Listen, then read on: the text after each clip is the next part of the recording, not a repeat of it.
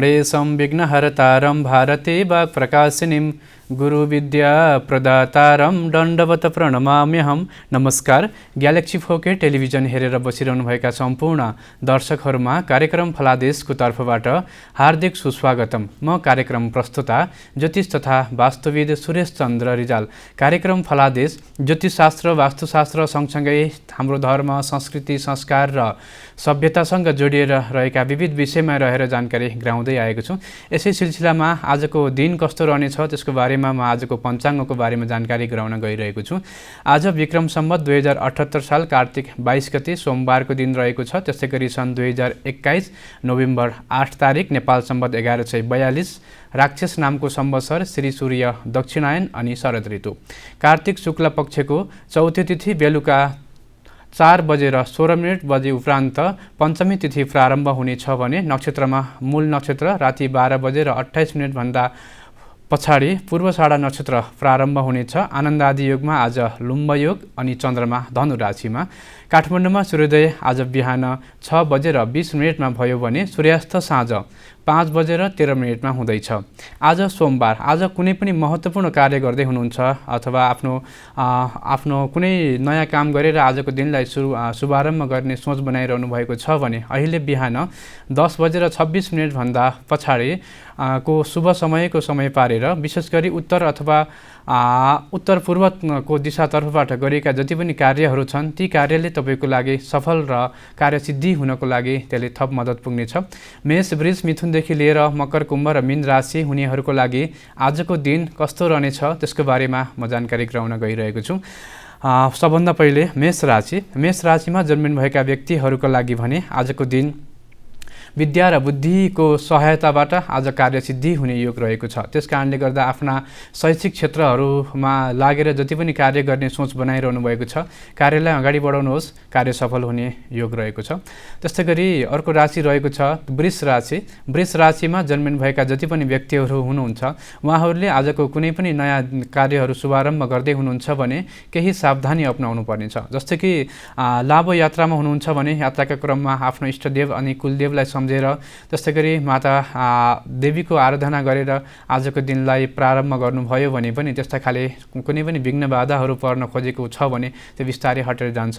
यी नियमलाई पालना गरेर आफ्नो काम कारोबारलाई अगाडि बढाउनु भयो भने सफल रहनेछ। अर्को राशि रहेको छ मिथुन राशि। मिथुन राशिमा जन्मिनुभएका जति पनि व्यक्तिहरू हुनुहुन्छ उहाँहरूको लागि शुक्र ग्रह अनि चन्द्रमा ग्रह यी दुईवटा ग्रहहरूको सम्बन्ध रहने भएको कारणले गर्दा लक्ष्मीको साथ भरपूर हुनेछ।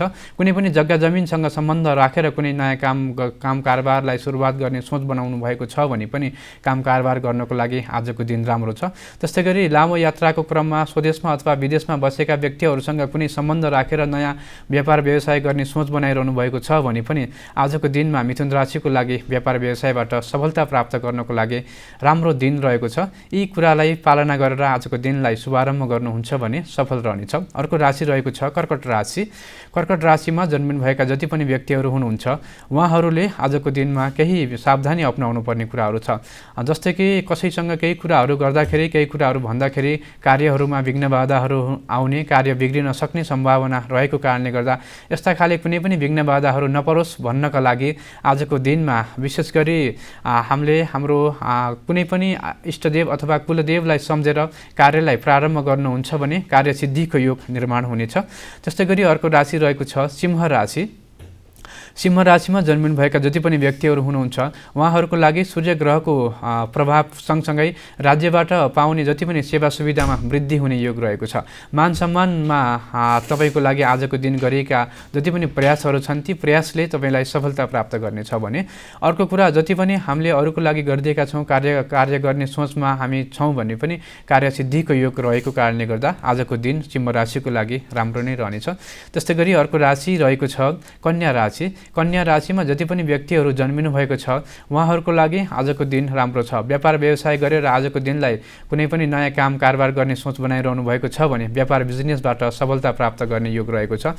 शिक्षा शैक्षिक क्षेत्रमा लाग्ने व्यक्तिहरूको लागि शिक्षाबाट राम्रो सम्बन्ध राखेर अगाडि बढ्नको लागि फाइदा पुग्नेछ भने जति पनि हामीले नयाँ योजना गरेर कार्य थालनी गर्दैछौँ आजको दिन सोमबारको दिन पनि रहेको छ। कार्यहरू थालनी गर्नको लागि कुनै पनि त्यस्ता खाले विघ्न बाधाहरू भने कन्या राशिलाई पर्ने छैन। छैनन्। कामकारबारहरूलाई शुभारम्भ गर्नुहोस्, सफल रहनेछ। अर्को राशि रहेको छ तुला राशि। तुला राशिमा जन्मिनुभएका व्यक्तिहरूको लागि भने आजको दिन राम्रो छ। कुनै पनि महत्त्वपूर्ण कार्य गर्ने सोच बनाइरहनु भएको छ। कसैसँग केही कुराहरू भनेर अथवा कसैलाई केही कुराहरू सँग सल्लाह लिएर गरिएका कार्यहरू भने कार्य सफलतातर्फ अगाडि बढ्नेछ। र कुनै पनि नयाँ व्यक्तिसँग सम्बन्ध गाँच्दै हुनुहुन्छ भने पनि आजको दिन त्यस्ता व्यक्तिहरूसँग सम्बन्ध गाँच्नको लागि सफल अनि फाइदा पुग्नेछ। यी नियमलाई पालना गरेर आजको दिनलाई शुभारम्भ गर्नुहुन्छ भने पनि राम्रो रहनेछ भने अर्को राशि रहेको छ वृश्चिक राशि। वृश्चिक राशिमा जन्मिनुभएका व्यक्तिहरूको लागि आज केही सावधानी भने अपनाउनु पर्ने कुराहरू छ। जस्तो कि कसैसँग केही कुराहरू गर्दाखेरि शत्रु बाधाहरू हुने, शत्रुले हामीलाई अप्ठ्यारो परिस्थितिमा पनि ल्याइदिन सक्ने भएको कारणले गर्दा काम कारोबारलाई विशेष सावधानी अपनाएर आजको दिनलाई शुभारम्भ गर्नुभयो भने फाइदा रहनेछ। आज सोमबारको दिन पनि रहेको कारणले गर्दा भगवान शिवको पूजा गरेर आजको दिनलाई प्रारम्भ गर्नुहुन्छ भने जस्ता खाले जति पनि विघ्न बाधाहरू छन् बिस्तारै हटेर जानेछन्। अर्को राशि रहेको छ धनु राशि। जति पनि धनु राशिमा जन्मिनुभएका व्यक्तिहरू हुनुहुन्छ उहाँहरूको लागि आज शुक्र ग्रह अनि त्यस्तै गरी चन्द्रमा ग्रह यी दुईवटा ग्रहहरूको योग सँगै एउटै राशिमा निर्माण भएको कारणले गर्दा धनदायक योग आज निर्माण भएको छ। कुनै पनि महत्त्वपूर्ण क्षेत्रमा लगानी गर्दै हुनुहुन्छ भने त्यस्तै खाले लगानीबाट तपाईँको लागि फाइदा पुग्नेछ। जस्तो कि अकस्मात धन कमाउने सोच राखेर कुनै पनि क्षेत्रमा कार्य गर्दै हुनुहुन्छ भने तपाईँको लागि फाइदा रहनेछ। तर आफूभन्दा ठुला व्यक्तिहरूसँगको सहकार्यबाट गरिएका जति पनि कार्यहरू छन् ती कार्यहरूबाट तपाईको लागि केही हानि र नोक्सानीहरू बिहोर्नु पर्ने कुराहरू भएको कारणले गर्दा विशेष सावधानी अपनाएर आजको दिनलाई प्रारम्भ गर्नुहुन्छ भने फाइदा रहनेछ भने अर्को राशि रहेको छ मकर राशि। मकर राशिमा जन्मिनुभएका जति पनि व्यक्तिहरू हुनुहुन्छ उहाँहरूको लागि बृहस्पति ग्रह अनि त्यस्तै गरी शनि ग्रह यी दुईवटा ग्रहहरूको सम्बन्धको कारणले गर्दाखेरि पनि केही सावधानी भने अपनाउनु पर्ने कुराहरू छ।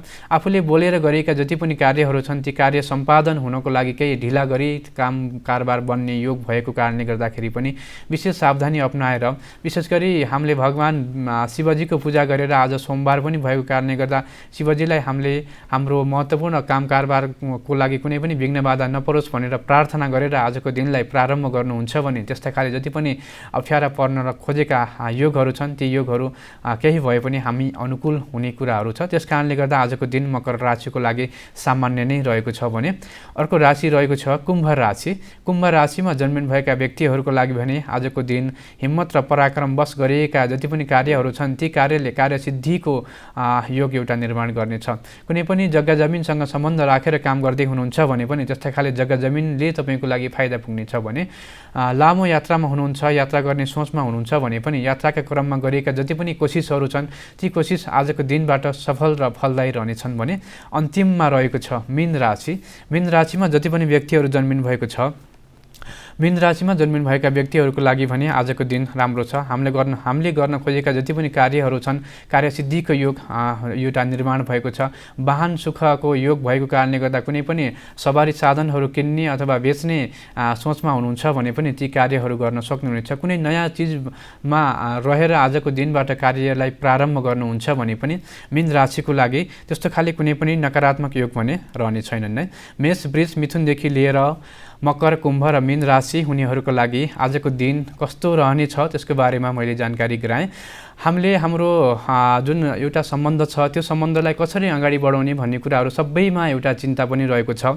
हामीले हाम्रो भाग्यमा यदि हाम्रो भाग्यमा लभ म्यारेजको योग रहेको छ कि अथवा हाम्रो घरबाट खोजेको व्यक्तिसँग विवाह गर्नको लागि एउटा योग बनेको छ, कुन विवाह गर्दाखेरि सफल हुन्छ अनि कुन विवाह गर्दाखेरि असफल हुन्छ त्यसको बारेमा म एकैछिनमा जानकारी गराउने छु। त्योभन्दा पहिले एउटा विश्रामको पालो रहेको छ।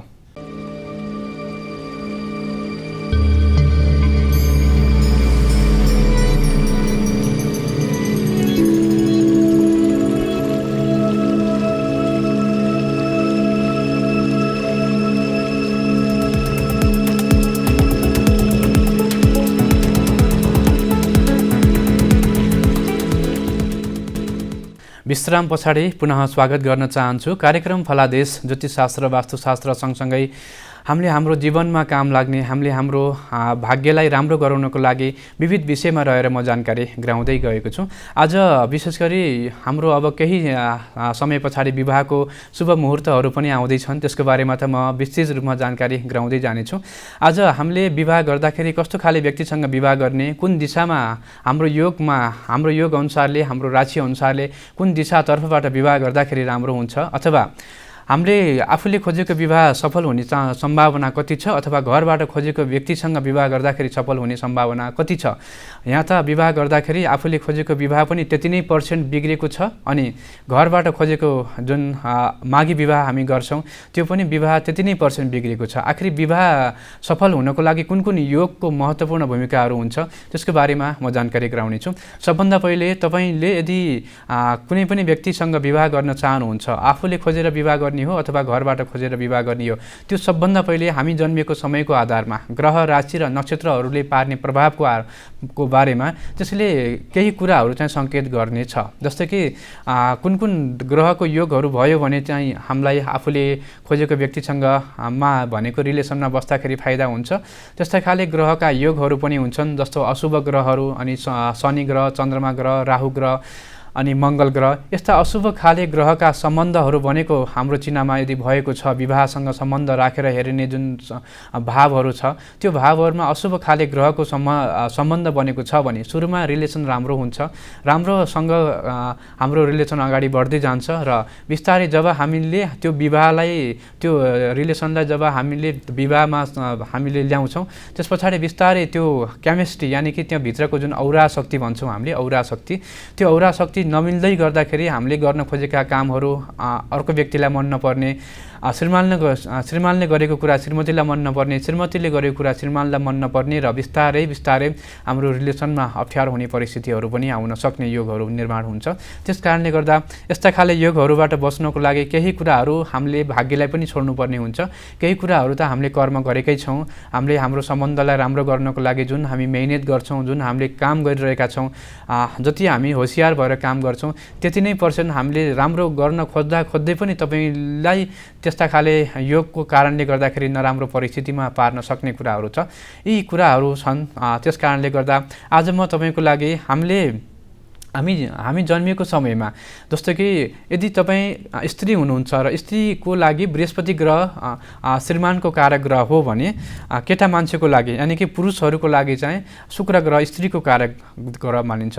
हामी जन्मेको समयमा यदि शुक्र ग्रह कमजोर छ भने केटा मान्छेले स्त्रीबाट सुख पाउँदैन, र यदि बृहस्पति ग्रह कुनै पनि अवस्थामा कमजोर अवस्थामा बसेका छन्, शुभ दृष्टिमा बृहस्पतिको योग छैन, बृहस्पति एक्लो बसेका छन् भने पनि हामीले एक्लो बृहस्पतिलाई झुठो बृहस्पति भन्छौँ, एक्लो बृहस्पतिलाई त्यति राम्रो मान्दैनौँ। त्यस कारणले गर्दा स्त्रीको चिनामा यदि बृहस्पति एक्लो बसेको छ, कुनै पनि अशुभ ग्रह शनि ग्रह, राहु ग्रह अनि केतु ग्रहसँग अशुभ सम्बन्ध बनाएर बसेको छ भने यकिन गर्नुहोस्, वैवाहिक सम्बन्ध लामो समयसम्म राम्रो तरिकाले अगाडि बढ्ने सम्भावना भने कम हुन्छ। त्यस कारणले गर्दा यस्ता खाले योग छ कि छैनन् त्यो योगहरू त हामीले पत्ता लगाएर मात्र वैवाहिक सम्बन्धमा बाँधिन खोजियो भने त्यसले हामीलाई राम्रो गर्नेछ। हाम्रो चिनाबाट हेर्दाखेरि, हामी जन्मेको अवस्थाबाट हेर्दाखेरि पञ्चमेश भनेको प्रेम र सप्तमेश भनेको विवाह, भनेको प्रेमलाई हेर्ने ग्रह र विवाहलाई हेर्ने ग्रहको सम्बन्ध, कुनै पनि सम्बन्धमा दृष्टि सम्बन्ध योगमा रहेका छन् ग्रहहरू भने त्यस्तो अवस्थामा व्यक्तिहरूले आफै खोजेको विवाह यानि कि लभ म्यारेज गर्दाखेरि सफल हुने सम्भावना धेरै % हुन्छ। अर्को कुरा, सप्तमेश र पञ्चमेशको सम्बन्ध कुनै पनि अवस्थामा बनेको छैन, यानि कि विवाहलाई हेर्ने ग्रह र त्यस्तै गरी हाम्रो प्रेमलाई हेर्ने ग्रहको सम्बन्ध कुनै पनि अवस्थामा बनेको छैन, र त्यस्तो अवस्थामा हामी माङ्गलिक योगमा पनि हामी जन्मेका छौँ र पाप ग्रहले अरू पनि भूमिका खेलिरहेको छ, र यस्तो अवस्थामा हामीले लभ म्यारेज गर्न खोजियो भने, आफूले खोजेको व्यक्तिसँग विवाह गर्न खोजियो भने चाहिँ त्यस्तो खाले विवाह सफलता खोजियो भने त्यस्तो खाले विवाह सफलता हुनको लागि कम सम्भावना हुन्छ। त्यस कारणले गर्दा यस्ता योगहरूबाट हामी बच्नको लागि केही भए पनि हामी सावधानी अपनाउन खोज्यो भने विशेष फाइदा रहनेछ। विवाह गर्दाखेरि हाम्रो जुन औरा शक्ति छ, हामीमा भएको जुन एउटा ऊर्जा छ, त्यो ऊर्जा अर्को व्यक्तिसँग यानि कि हामीले जो मान्छेसँग विवाह गर्छौँ, जो व्यक्तिसँग हामी भनेको विवाह वैवाहिक सम्बन्धमा बाँधिँदैछौँ, त्यस्ता व्यक्तिहरूसँग सही तरिकाले मिल्छ कि मिल्दैन भन्नुको लागि हामीले गुणहरू मिलान गर्नुपर्ने कुराहरू छ।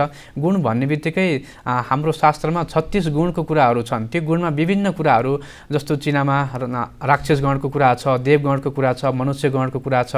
त्यसै गरी नाडीको कुराहरू पनि छ। नाडी, मध्य नाडी, अन्त्य नाडी र आद्य नाडीको कुराहरू छ। एउटै नाडी भएको अवस्थामा पनि विवाह यदि भयो भने त्यस्तो खाले विवाहले सकारात्मक र सही परिणाम दिँदैनन् भन्ने कुराहरू पनि शास्त्रमा बताएको छ। गण मिलेन भने पनि हामीलाई त्यो जुन गुण मिलानको जुन अवस्था आउँछ, त्यो गुण मिलानको अवस्थामा त्यो गुण मिलान सही तरिकाले हुँदैन र हाम्रो सही आउनुपर्ने गुण आउँदैन। त्यस कारणले गर्दाखेरि पनि विवाह वैवाहिक सम्बन्धलाई केही कमजोरी भनेर भनिएको छ। त्यस्तै गरी अर्को कुरा के पनि रहेको छ भने जुन हाम्रो जुन राशिबाट बन्ने कुरा छ, हाम्रो राशिबाट विवाह गर्ने जुन व्यक्तिहरू हुनुहुन्छ अथवा केटाको राशिबाट गन्दै जाँदाखेरि केटीको राशिमा 6औं नम्बरमा पर्ने राशि अनि 8औं नम्बरमा पर्ने राशि र 12औं नम्बरमा पर्ने राशिसँग विवाह गर्न पुग्यो भने त्यो खाले विवाहबाट पनि हामीलाई सही सकारात्मक ऊर्जाहरू आउन सक्दैन। हाम्रो मन, विचार, हाम्रो मस्तिष्कमा जति पनि विचारहरू खेल्छन्, त्यस्तो खाले विचारहरूको कारणले गर्दाखेरि पनि हामीलाई केही असहज परिस्थितिहरू आउन सक्ने भएको कारणले गर्दाखेरि पनि विवाह भनेको कर्मभन्दा पनि भाग्यकै ठुलो यहाँ भूमिका हुन्छ। त्यस कारणले गर्दाखेरि कस्तो व्यक्तिसँग कुन समयमा कसरी विवाह गर्ने भन्ने कुराहरू हामीले त्यो हाम्रो ग्रहको अवस्था हेरेर पनि केही कुराहरू थाहा पाउन सक्छौँ। अर्को कुरा, हामीले विवाह गर्दाखेरि दुवैको राशि एउटै छ, यानि कि केटाको राशि पनि एउटै अनि केटीको राशि पनि एउटै छ भने त्यस्तो अवस्थामा विवाह गर्न नहुने भनेर भनिएको छ र त्यो अवस्थामा पनि यदि नक्षत्र फरक भयो भने, त्यो नक्षत्रको दुईवटा नक्षत्रले एउटा राशि बनाउने भएको कारणले गर्दाखेरि पनि नक्षत्र फरक भयो र राशि एउटै भयो भने पनि विवाह गर्नको लागि राम्रो हुन्छ। एउटै राशिमा विवाह गर्नको लागि त्यस्ता खाले कुनै पनि समस्याहरू चाहिँ पर्दैनन्। तर विवाह गर्दाखेरि त्यस्तो खाले माङ्गलिक योग छ कि छैन, हामीले विवाह गर्नको लागि केटा अथवा केटी हामी खोज्छौँ, त्यस्तो व्यक्तिको माङ्गलिक योग छ कि छैन त्यो पनि हामीले पत्ता लगाउनु पर्ने हुन्छ। यदि माङ्गलिक योग छ, केटाको चिनामा माङ्गलिक योग छ र केटीको चिनामा माङ्गलिक योग बनेको छैन भने माङ्गलिक योगका केही शान्ति गर्ने विधिहरू छन्, प्रक्रियाहरू पनि छन्। शास्त्रमा यस्ता कुराहरूको बारेमा धेरै ठुलो व्याख्या गरिएको छ। यसरी हामीले केही कुरा सावधानी अपनाएर हामीले विवाह वैवाहिक सम्बन्धमा अगाडि बढ्न सक्यो भने त्यस्तो कुराहरूले पछि गएर कुनै पनि नकारात्मक अवस्थामा हामीलाई ल्याउने छैन। विवाह मात्रै ठुलो कुरा होइन, विवाह पछाडिका जुन हामीले समयहरू बिताउँछौँ, विवाह पछाडि जुन हाम्रो जुन अवस्थामा एउटा गति हुन्छ, त्यसले के कुराहरूलाई सङ्केत गर्छ भन्ने कुराहरू विशेष महत्त्वपूर्ण हुने कुराहरू छ। मान्छेको भाग्य 3 अवस्थामा परिवर्तन हुन्छ। एउटा विवाह गरिसके पछाडि, त्यस्तै गरी अर्को भनेको सन्तान जन्मिसके पछाडि पनि हाम्रो भाग्य केही परिवर्तन हुन्छ। जुन भाग्यमा हामी जन्मेका छौँ, हाम्रो सन्तानको कारणले गर्दाखेरि पनि त्यो भाग्यलाई राम्रो गराउने र नराम्रो गराउने भन्ने कुराहरू सन्तानको कारणले गर्दाखेरि पनि हाम्रो भाग्य परिवर्तन हुन्छ। र अर्को भाग्य परिवर्तन हुनुको मुख्य कारण भनेको हामीले घर बनाइसके पछाडि पनि भाग्य परिवर्तन हुन्छ। त्यस कारणले गर्दा विवाह गरिसके पछाडि, हाम्रो सन्तान जन्मिसके पछाडि र घर बनाइसके पछाडि मान्छेको 3 स्टेपमा जुन अवस्था छ हाम्रो, त्यो अवस्थाबाट राम्रो अवस्थामा पनि हामी पुग्न सक्छौँ अथवा त्यही अवस्था राम्रो अवस्थाबाट हुँदाहुँदै नराम्रो अवस्थामा पनि पुगेका प्रशस्त उदाहरणहरू हामीले भेट्न सक्छौँ। त्यस कारणले गर्दा विवाह गर्नुको मुख्य उद्देश्य भनेको हामीलाई सन्तानको कुराहरू पनि छ। कस्तो समयमा सन्तानहरू जन्मिन्छन् र त्यो सन्तानले हामीलाई आगामी दिनहरूको यात्रा कसरी अगाडि बढाउने छन् भन्ने कुराहरू पनि विवाहमा नै एउटा नियम एउटा रहेको छ। त्यस कारणले गर्दा विवाह वैवाहिक सम्बन्ध बाँधिनु मात्रै ठुलो कुराहरू होइन, हाम्रो मुहुर्तमा गर्नुपर्ने विवाहहरू छन्। त्यस कारणले गर्दा पञ्चाङ्गमा पहिल्यै लेखिरहेको हुन्छ कुन समयमा विवाह गर्ने भन्ने कुरा। रातिको लगन हुन्छ, दिउँसोको लगन हुन्छ, कस्तो खाले लगनमा कुन समयमा विवाह गर्ने, सबै कुराहरूलाई ध्यानमा राखेर सबै कुराहरूलाई विचार पुर्याएर मात्रै हामीले विवाह वैवाहिक सम्बन्धमा बाँधियो भने त्यसले पछि जाने हाम्रो रिलेसनलाई अझ राम्रो तरिकाले अगाडि बढाउनेछ। यस्ता कुराहरू छन् ज्योतिषशास्त्रमा अनि वास्तुशास्त्रमा। आगामी दिनहरूमा तपाईँलाई काम लाग्ने, तपाईँलाई आफ्नो जीवनलाई थप अझ अगाडि बढाउनको लागि कुन कुन नियमहरूलाई पालना गर्यो भने राम्रो रहनेछ, यस्ता थुप्रै विषयमा रहेर हरेक दिन म तपाईँहरूको लागि जानकारी गराउँदै आएको छु। यतिन्जेलसम्म कार्यक्रम हेरेर साथ दिनुभयो त्यसको लागि विशेष धन्यवाद दिन चाहन्छु। आजको दिन तपाईँको लागि सुखद रहोस्, शुभ रहोस्, सँगसँगै मङ्गलमय रहोस्। हस्त नमस्कार।